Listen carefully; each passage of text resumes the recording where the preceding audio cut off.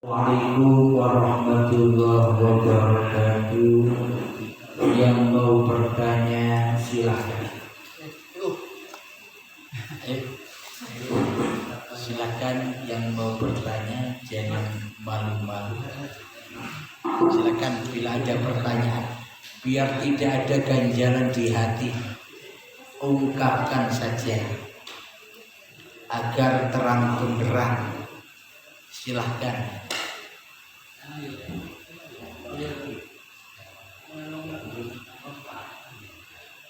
Assalamualaikum warahmatullahi wabarakatuh. Waalaikumsalam warahmatullahi wabarakatuh. Saya lantaran kita ada yang menanya, jadi saya teringat pada Kiai tadi telah menerangkan bahwa asal kita itu dari Adam. Adam itu setelah dijadikan manusia tinggal di surga dan ingin kira-kira kan memiliki ataupun mengambil buah kulti. Buah kulti tadi kan setelah diambil dimiliki dan kenyataannya di tubuhnya itu kira-kira apa yang nampak pada kita saja. Itu saja dulu ya. Maka kalau misalnya tidak berkenan mohon dimaafkan. Sekian.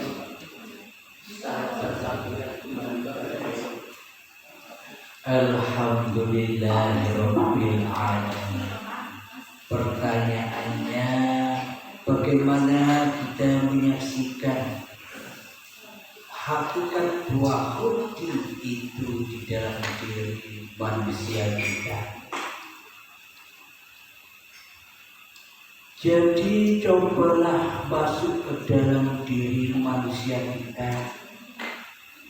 Selama ini kita takkan pernah rela, kita takkan pernah ridho bila yang wujud ini Allah, ya kan? Di hati kita takkan pernah rela dan pernah ridho bila yang hidup ini Allah.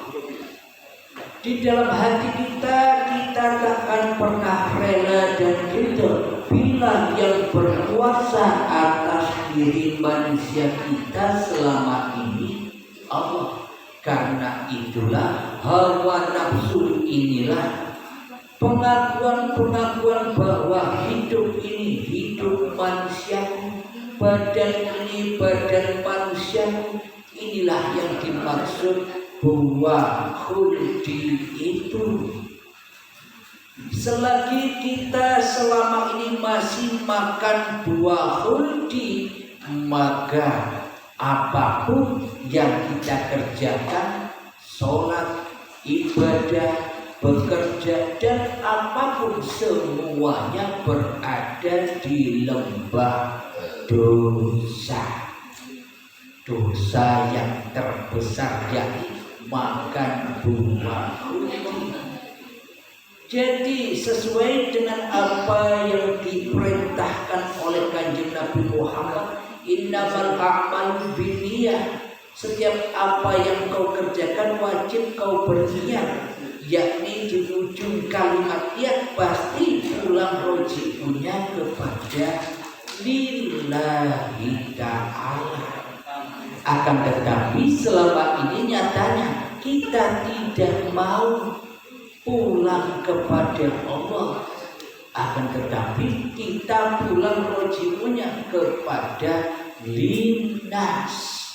Jadi diakui semua apa yang kita kerjakan, ini sholatku, ini ibadahku, ini kuasaku, ini kerjaku, ini hartaku, semua diakui milik manusianya. Lalu Allah memiliki apa?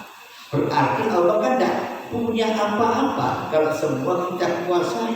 Berarti yang jadi Tuhan selama ini kan bukan Allah, tapi diri manusia kita lah yang kita tidak sadar selama ini sudah menyerupai Allah. Hati kita begitu kan? Ini babakan hati, karena Allah tidak memandang wajah dan hartamu, Allah tidak memandang ilmu dan amalmu, Allah tidak memandang nasab-nasab kemuliaanmu di sisi manusia. Allah hanya memandang hatimu yang wujud, yang nyata, yang hidup itu siapa? Bila yang hidup, yang wujud, yang nyata, yang berkuasa masih makhluknya, ya semuanya itulah hakikat buwa'uddin. Jadi tak berartilah semua amal-amalnya yang mana hanya terbakar di dalam anarnya hawa nafsu. Jadi amal-amalnya itu hanyalah untuk bahan bakarnya dirinya sendiri. Karena apa? Karena ingkar hatinya kepada Allah sebagai pencipta diri manusianya. Itulah keingkaran-keingkaran yang terakbar, yang di hati selalu makan buwa'uddin. Alhamdulillah, kira-kira jawabannya bisa diterima apa? Alhamdulillah. Ada yang mau bertanya lagi? Ayo silakan tanya. Ya, mic-nya ini. Ayo keluarkan unek-uneknya.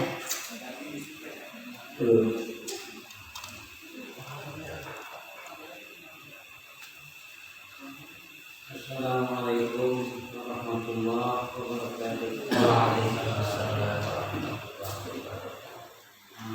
Jadi Pak Guru, kami selama ini awak sadari ibadah itu berarti tingkah wakaat atau busuk. Jadi awak ini nak bertanya sama Guru ini semuanya ke depan supaya sholat itu biar awak mohon diterima, jangan jadi sia-sia gitu. Jadi insyaallah kalau enak minta apa masukkan aja lah supaya ke depan besok yang akan datang sholat itu janganlah menjadi sia-sia. Jadi itu aja lah Pak Guru. Assalamualaikum warahmatullahi wabarakatuh. Waalaikumsalam warahmatullahi wabarakatuh.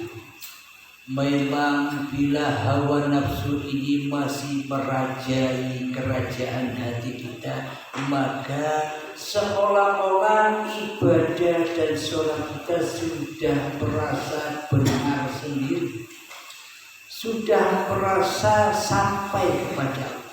Akan tetapi realita buktinya ketika badan kita lagi sholat, Anda kemana? Menuju Allah, mi'raj kepada Allah, apa mi'raj kepada dunia? Nah, berarti selama ini kan bukan sholat namanya. Kalau tidak mi'raj kepada Allah, as-sholatu mi'rajul mu'minin. Jika tidak ketemu Allah, apa itu dikatakan nyembah Allah? Tapi yang dihadap oleh kita selama ini dunia dan apa yang kita cita-citakan, ya itulah yang selama ini jadi Allahnya diri kita, jadi Tuhannya diri kita. Yang kita pertuhankan selama ini apa yang ada di hati kita. Bagaimana mungkin itu dikatakan ibadah sementara hati belum Islam? Ya tidak diterima ibadahnya, kok masih kufur, ya kan? Mana mungkin orang kafir seumpama orang Nasrani sholat apa mungkin diterima? Dan mungkin karena belum masuk Islam itu secara syariatnya. Akan tetapi bila hati kita belum bertemu Allah, apakah kita bisa nyembah Allah? Bila kita belum berjumpa dengan Allah, apakah kita bisa ingat atau berzikir kepada Allah? Kan semua ini selama ini kan hanya dusta belaka. Zikirnya dusta, seolah-olah berzikir kepada Allah, tapi yang dizikiri bukan Allah, tapi hawa nafsu yang jadi Tuhan di hati kita yang selama ini kita ingati. Ingat bahwa yang merasa bisa zikir masih manusianya, ya tidak. Nah, berarti bagaimana supaya sholat kita diterima di sisi Allah? Ya syaratnya ya iman dulu baru Islam. Maka selamatlah sholat-sholat kita, selamatlah ibadah-ibadah kita hingga menjadi amal yang soleh, amal yang lillah. Apa syaratnya amal soleh dan amal yang lillah itu? Inna sholati wa nusuki wa mahyaya wa mamati lillahi rabbil alamin. Sesungguhnya ibadahku, sesungguhnya sholatku, sesungguhnya hidup dan matiku hanyalah milik Allah, Tuhan semesta alam. Jadi bukan milik kita. Selama ini kan kita ngaku-ngaku bahwa sesungguhnya sholat dan ibadahku, bahkan hidupku ini milikku. Nah, berarti kan masih ingkar, berarti kan belum Islam. Bagaimana belum Islam bisa ibadah kepada Allah? Maksudnya ibadah kepada Allah itu hati yang bisa kembali kepada Allah, duduknya bisa kembali kepada Allah, berdirinya bisa kembali kepada Allah, naik keretanya bisa kembali kepada Allah. Kan anggapan kita seolah-olah selama ini kan Allah tidak bisa apa-apa. Yang bisa apa-apa hanya kita. Berarti siapa yang jadi Tuhan sebenarnya? Kita apa Allah? Nah, inilah realita hati kita yang dolim. Tapi selama ini kita tidak menyadarinya. Dengan pengajian babakan hati inilah kita tersentuh. Maksudnya mengakui bahwa selama ini iman dan akidah kita telah jauh tersesat dari apa yang dibawa oleh Kanjeng Nabi Muhammad sallallahu alaihi wasallam. Innama bu'itsu liutammima makarimal akhlak. Aku diutus ke dunia ini hanyalah untuk menyempurnakan akhlak-akhlak hati manusia agar kembali kepada Tuhannya. Jadi kisah-kisah zaman Nabi Muhammad sallallahu alaihi wasallam musuhnya orang jahiliyah, sama dengan keadaan hati kita. Sebelum kita mengenal Allah, hati kita kan selalu jahil, lancang kepada kuasa Allah. Apapun kita akui, apapun kita jahili, berdiri kita jahili berdirinya kita, sholat kita jahili diakui sholat kita, ibadah kita jahili diakui kita yang bisa ibadah, sedekah kita jahili seakan-akan kita yang bisa bersedekah, semua kita jahili. Bagaimana mungkin sampai selamat hati kita kepada Allah? Bagaimana hati kita bisa Islam? Indallah. Nah, jadi Islam itu ada Islam di sisi manusia, ada Islam di sisi Allah. Islam di sisi manusia hanya memandang badan-badannya. Islam badaniyah, Islam hawa nafsunya. Jadi yang dibangun badan-badannya doang, dibangun ke masjid, dibangun beribadah, mengerjakan 5 waktu, tapi hatinya dipelihara keingkarannya kepada Allah. Jadi semua itu ya bahan bakarnya neraka. Yang mana neraka di sisi Allah itu berbahan bakar badan-badan manusia dan hati yang keras melebihi kerasnya batu. Adanya kapan? Besok apa nanti bahannya itu? Bahannya kan sudah ada sekarang.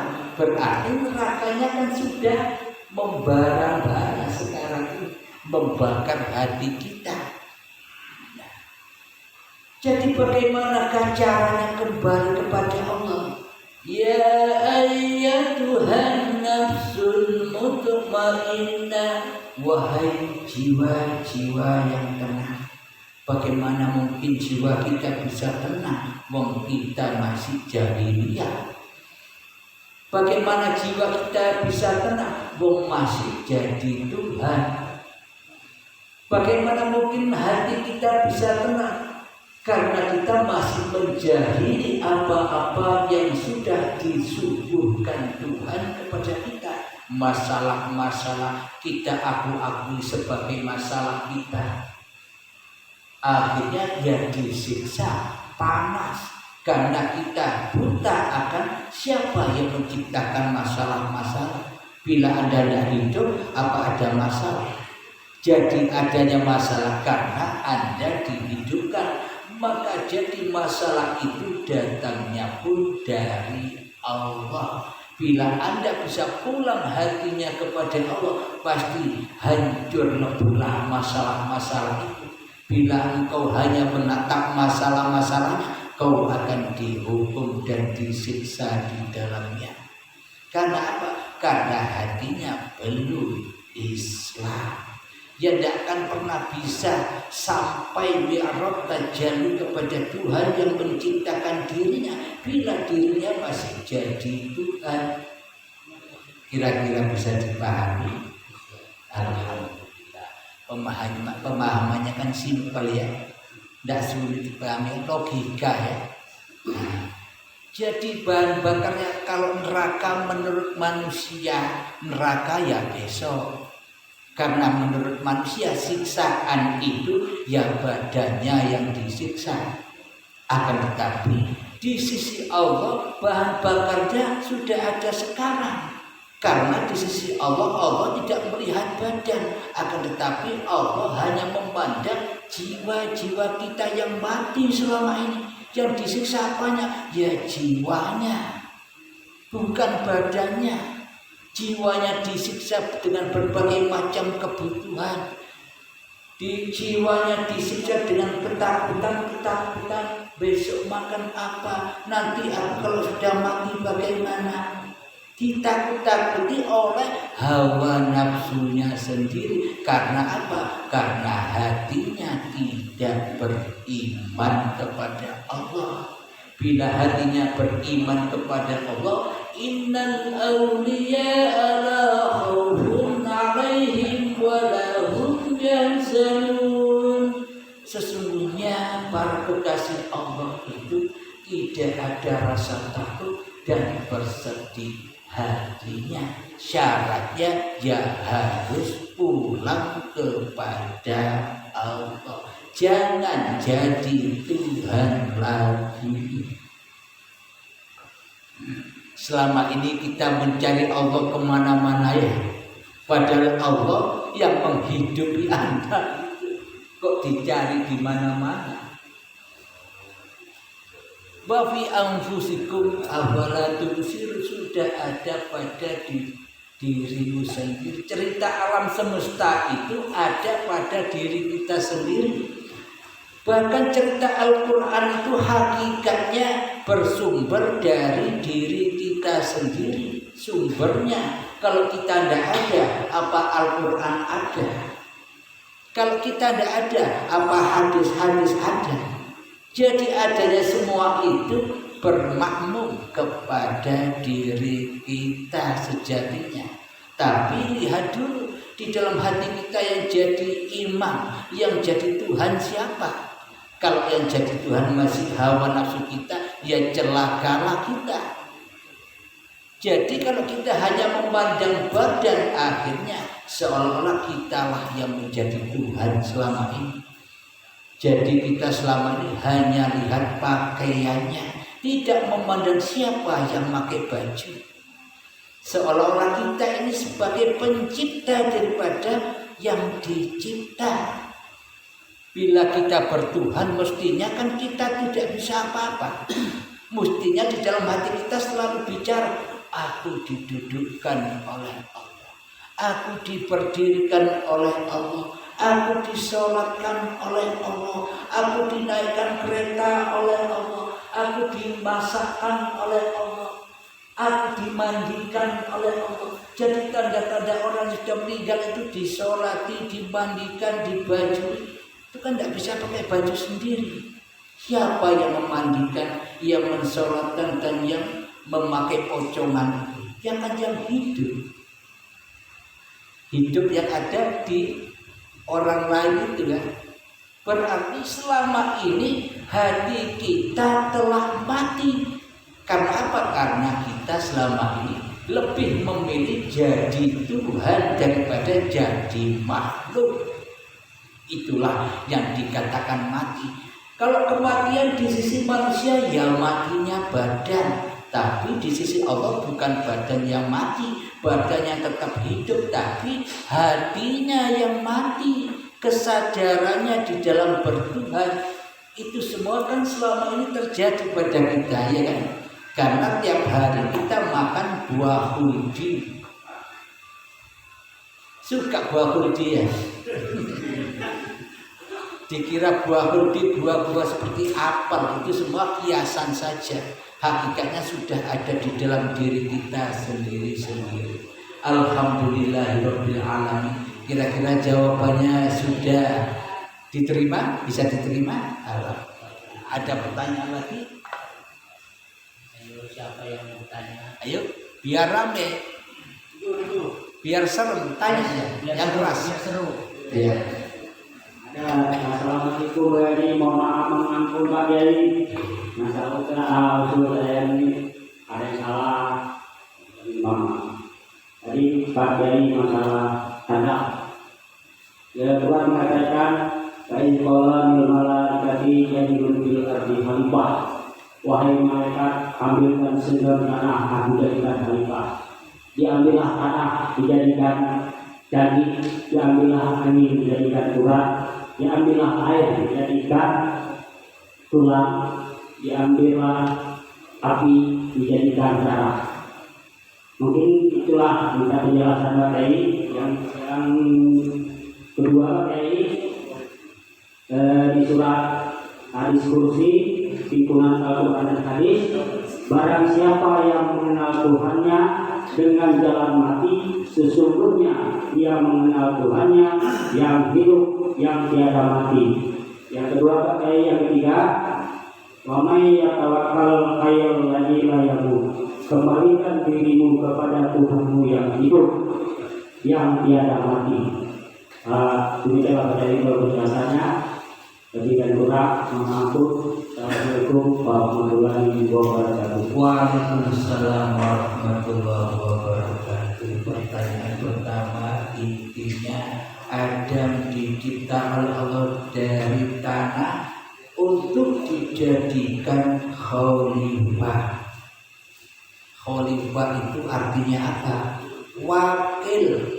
Wakilnya Allah. Tapi selama ini kita jadi wakil apa jadi ketua?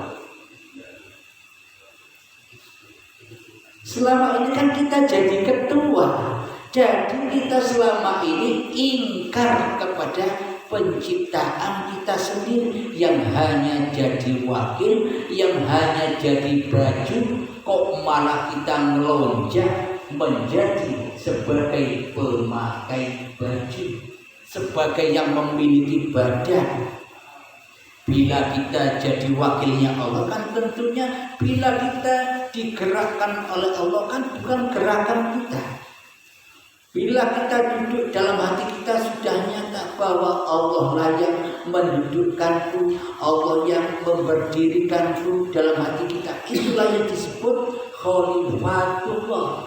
Jadi tidak jadi Tuhan, tapi jadi wakil-wakilnya Allah. Jadi Muhammad Rasulullah hanya menjadi yang diutus. Diutus duduk, diutus hidup untuk duduk, diutus berdiri, diutus hidup untuk berdiri. Tapi tergantung di dalam hati kita yang ngaku-ngaku hidup itu siapa. Bila yang hidup masih manusianya, berarti batallah seluruh apa yang digerakkan oleh manusia, termasuk sholatnya, termasuk ibadahnya, semua batal, semua fana, karena yang jadi Tuhan di dalamnya yang fana, bukan yang bako. Pertanyaan kedua, pertanyaan yang kedua Pak Kiai, barang siapa yang mengenal Tuhannya dengan jalan mati, sesungguhnya dia mengenal Tuhannya yang hidup, yang tiada mati. Di sini hadis kursi, hubungan Al-Quran dan hadis. Bismillahirrahmanirrahim. Wa nahnu aqrabu ilaihi min hablil warid. Sesungguhnya aku lebih dekat daripada uratnya timun. Maknanya bagaimana? Sesungguhnya Allah itu lebih dekat daripada dirimu sendiri. Karena yang jadi Tuhan selama ini diri kita, ya akhirnya kita tidak mengenal, tidak berjumpa dengan siapa yang lebih dekat kepada diri kita. Karena kita belum mati. Maksudnya belum mati bukan mati-matinya badan. Putuslah urat nadimu. Maksudnya persembahkan kembali hidup yang bukan hidupmu itu. Jangan ngaku-ngaku hidup ini hidup manusia. Kembalikan, matikanlah diri, maka kau akan ketemu, berjumpa dengan siapa yang lebih dekat daripada diri, yakni kembali kepada uripe Allah, hayatullah. Jadi bila pembahasan di luar itu banyak yang membahas zat, sifat, asma, af'al. Jadi kita kalau bahas satu persatu kelamaan, bingung, pening. Lebih baik yang simpel-simpel saja, ya. Jadi asma, sifat, zat, af'al ini pusatnya ini dulur papat limo panjangnya jadi hidup. Kalau Anda tidak hidup, apa Anda ketemu dengan nama empat ini? Nah, jadi adanya nama zat, sifat, asma, af'al ini pusatnya kembalikan lagi kepada hidup. Bila tak ada hayatullah, ya tak akan ada apa-apa. Lebih simpelnya begitu. Karena umur kita sudah senja, kalau ngajinya yang berbelit-belit ya kapan sampainya. Yang simpel baik. Agar kita tidak kedahuluan mati. Ketika kita sakaratul maut, kita belum kenal Allah, ya sulit. Jadi berlomba-lomba dengan ajal. Sebelum ajal menjemput, matilah sebelum mati. Persembahkan dulu bahwa hidup yang kita aku selama ini sebenarnya bukan hidupnya manusia. Manusia tak punya hidup. Kalau hidup ini milik manusia, apa buktinya? Waktu bayi Anda ada, di dalam kandungan ada yang Anda ingat kalau Anda hidup, di dalam tanah Anda ingat kalau Anda hidup. Inilah bukti bahwa hidup dan badan ini bukan milik kita.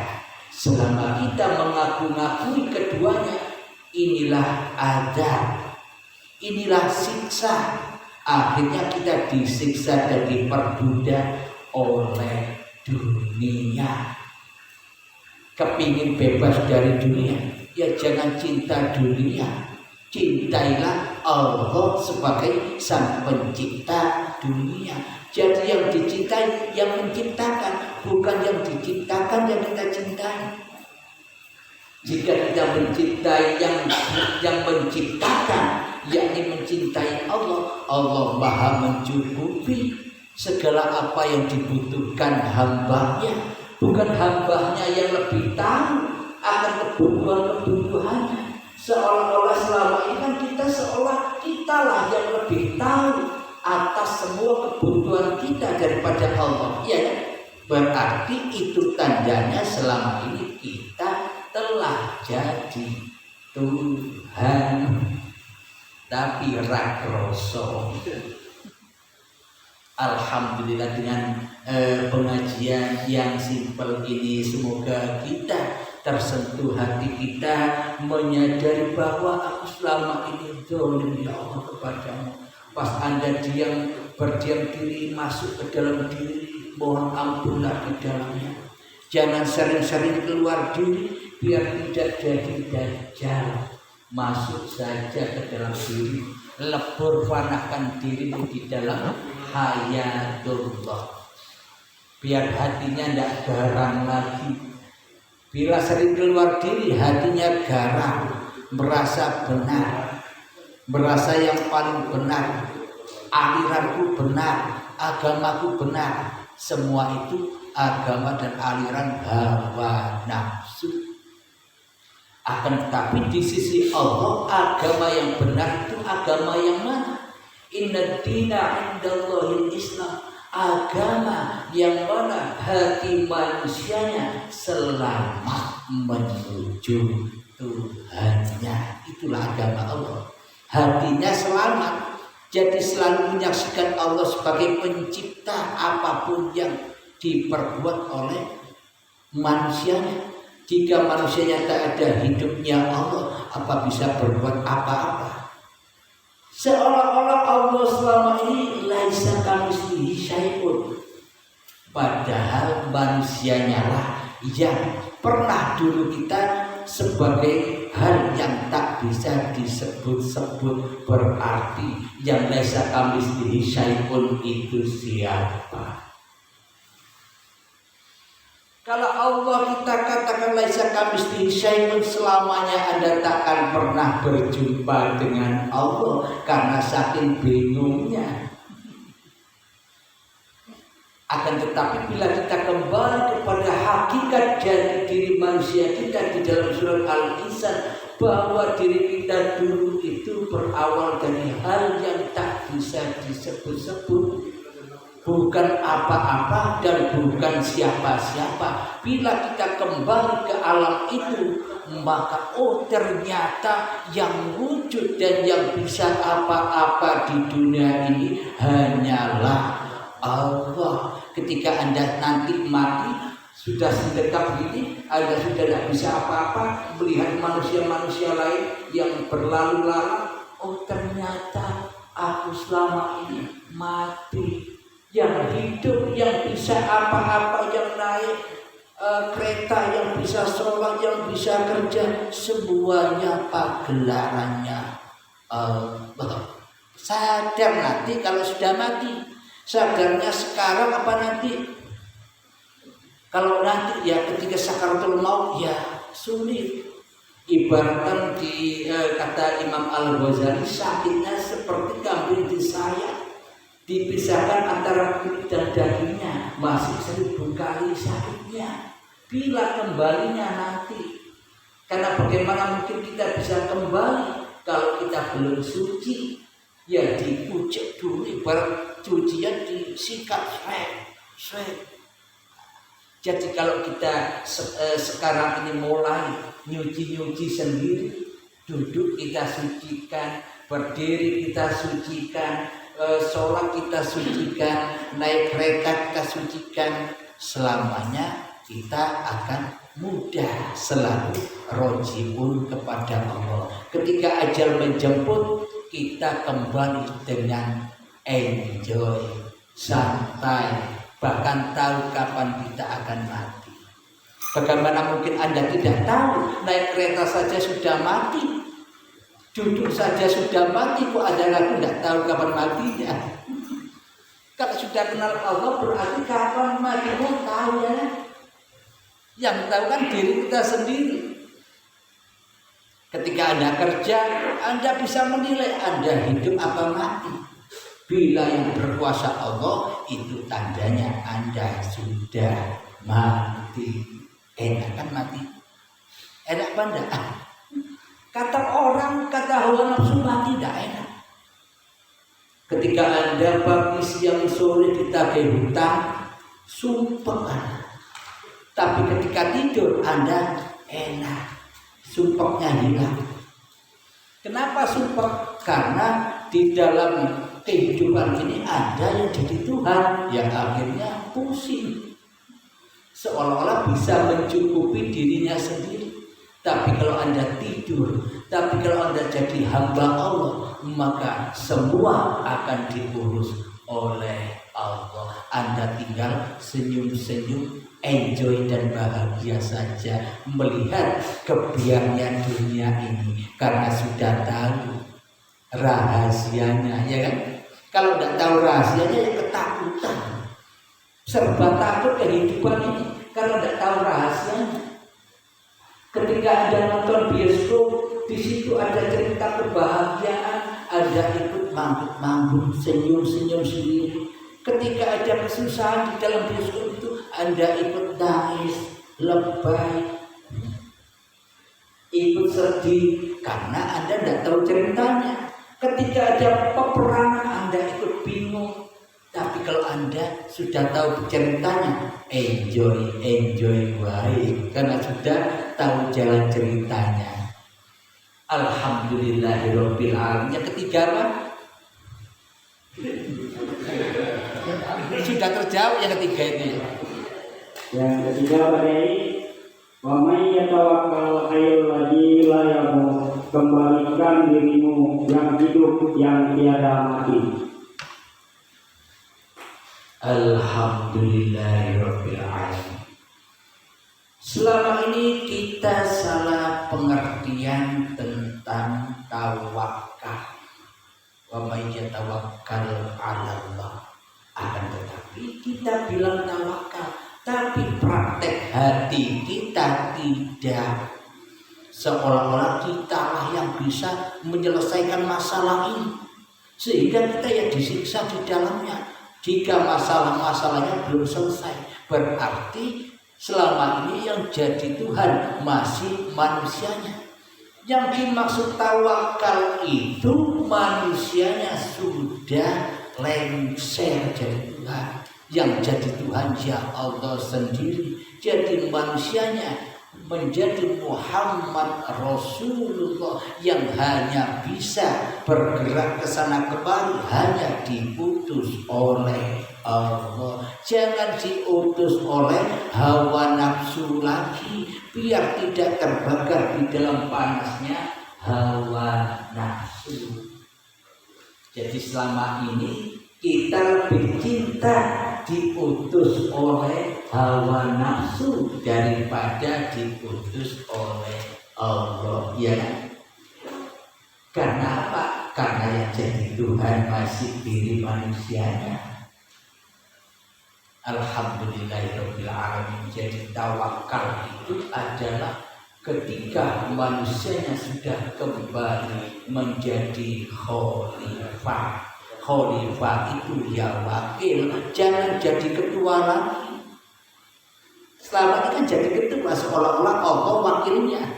Allah nanti dibutuhkan kalau Anda perlu doa, ya Allah minta ini ya Allah. Kalau waktu tidak doa, Anda yang jadi ketua. Alhamdulillah, kira-kira disadari ya, mudah disadari ya. Jadi ini pengajian tentang hati. Karena Allah hanya memandang hati. Islamnya Islam yang ada di hati. Karena selama ini meskipun badan kita telah memeluk agama Islam, tapi iman dan akidah kita ikut akidahnya setan yang selalu mensekutukan Allah dengan diri kita. Kita selalu dibisiki oleh Allah, oleh setan. Wahai Halim, yang hidup ini hidupmu, wujud badan ini milikmu, sholat milikmu, kekayaan ini milikmu. Jadi selama ini tiap detik per detik iblis itu selalu membisikkan kepada hati kita agar diri kita lebih memilih berposisi menjadi ketua daripada menjadi khalifah. Nah, karena selamanya hawa nafsu ini tidak rela, tidak ridho bila kita dikatakan tidak wujud, ya. Masa aku tidak wujud, badanku ada. Selagi kita masih jadi raja di dalam hati kita, kita takkan pernah rela. Jadi diibaratkan orang Yahudi itu tidak akan pernah rela bila Islam itu jaya. Seperti itu biasanya. Sama dengan yang ada di dalam diri kita, bahwa hawa nafsu diri manusia kita ini tidak rela bila kita ini dituhani Allah, diketuai Allah, maunya jadi ketua sendiri. Apa buktinya? Anda takut mati, ya kan? Hidup miliknya Allah kok Anda aku. Akhirnya yang ditakut-takuti selama ini padahal mati itu sifat diri manusia kita sendiri. Loh, kok takut pada dirinya sendiri? Kepada sifatnya sendiri yang mati kok takut? Padahal mati itu sejatinya kan enak. Berhubung yang jadi Tuhan hawa nafsu ya ditakut-takuti oleh iblis dan setan. Jangan mati dulu, kamu sakit obati. Nanti kalau mati itu sengsara, diadab kubur, ketemu dengan malaikat Israfil, ditakut-takuti. Karena Anda tidak beriman, ya ditakut-takuti. Tapi kalau bagi orang yang sudah beriman, innal awliya la khaufun 'alaihim wa la hum yahzanun, hatinya selalu indah dan bahagia, tak ada rasa takut lagi dan tak akan bersedih hatinya. Syaratnya ya harus jadi Habibullah secara hati. Karena ini sanadnya langsung kepada baginda Nabi besar Muhammad sallallahu alaihi wasallam. Sanad apanya? Sanad imannya, bukan sanad badannya, bukan sanad turunannya, sanad imannya, sanad hatinya sambung kepada Kanjeng Nabi Muhammad. Ya, imannya Kanjeng Nabi Muhammad apa di Al-Qur'an? Muhammad bukan kamu yang bisa melempar, aku yang melempar. Muhammad bukan kamu yang bisa memanah, aku yang bisa memanah. Berarti Muhammad itu harus apa? Harus tidak bisa apa-apa. Yang bisa melempar dan yang bisa memanah dan yang bisa naik kereta hanya Tuhan. Tapi ini kalau dibahas di luar ya Rabu, masa Allah bisa naik kereta? Kalau tidak ada hidup, apa bisa naik kereta? Nah, selama ini kita buta karena kita selama ini nyembah badan daripada nyembah siapa yang menghidupi badan. Alhamdulillahirabbil alamin, dikit-dikit yang penting bisa masuk. Kalau kebanyakan nanti tumpah-tumpah. Alhamdulillahirabbil alamin. Rabbana atina fid dunya hasanah wa fil akhirati hasanah wa qina adzabannar. Wa sallallahu ala sayyidina Muhammad wa ala alihi wa sahbihi wa sallam. Walhamdulillahi rabbil alamin. Akhir kalam. Assalamualaikum warahmatullahi wabarakatuh.